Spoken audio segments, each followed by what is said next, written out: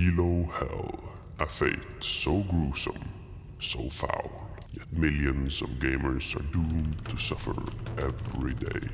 Inters, smurfs, and boosted players all around.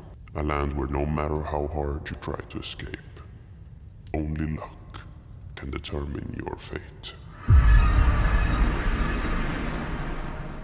Are you hard stuck in Elo Hell? Almost every gamer claims that they are stuck here, where no matter how hard they carry their boosted teammates, they will never be able to change the outcome of the game. Well, what if I told you that Elo Hell is inevitable? That Elo Hell is both everywhere and nowhere at the same time? You'd probably think I'm wrong, and you'd be sorta right. It's time to break it down for you guys.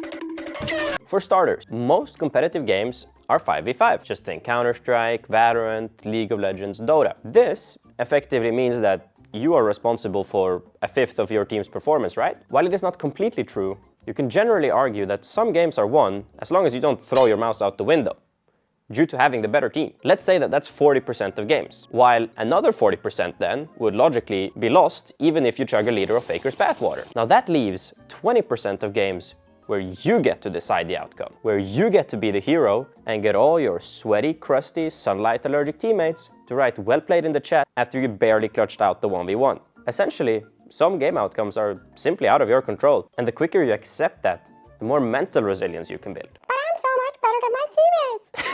I can see you looking up. But I'm so much better than my teammates. The matchmaking is just always unbalanced. Have you ever heard the saying, it's hard to win an argument with a smart person, but it's damn near impossible to win an argument with a stupid person? Take football as an example. No, not the one where you throw the leather egg. Yeah, that's the one. If you walk into a pub during any football game, you are bound to find at least 20 experts. Each one of these experts shouts at the professionals playing, despite the fact that the last time they kicked the ball was before the invention of the paper press. I don't even know what a paper press is, I'm not gonna lie with you guys. I just know it's something invented a long time ago. Their lack of football knowledge makes them believe that their opinions are as obvious as the fact that the earth is flat, as they simply don't have any other opinions to even consider. Now, an actual football manager knows that because he constantly learns new tactics, there must be so much more that he has yet to learn. Essentially, this means that the more you know how much you don't know. This effect is also called the Dunning-Kruger effect.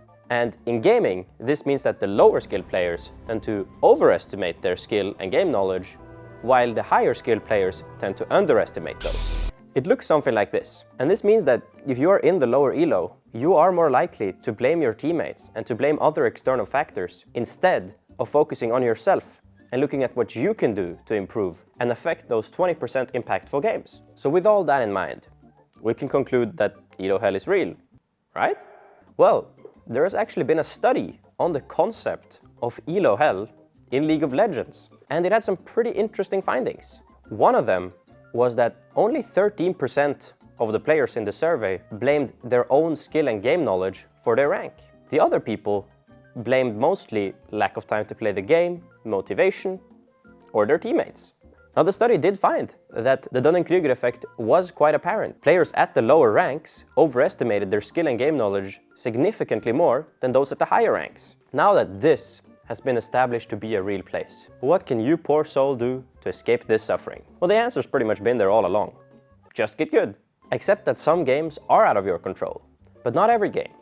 A lot more games would be winnable if you stopped over-pushing the man advantages. If you stopped flaming your team, even though you have the spatial awareness of a deaf bat and the game sense of a lobotomized hamster. To escape Elo Hell, you need to improve. And what better way to do that than with the help of our sponsor? Oh,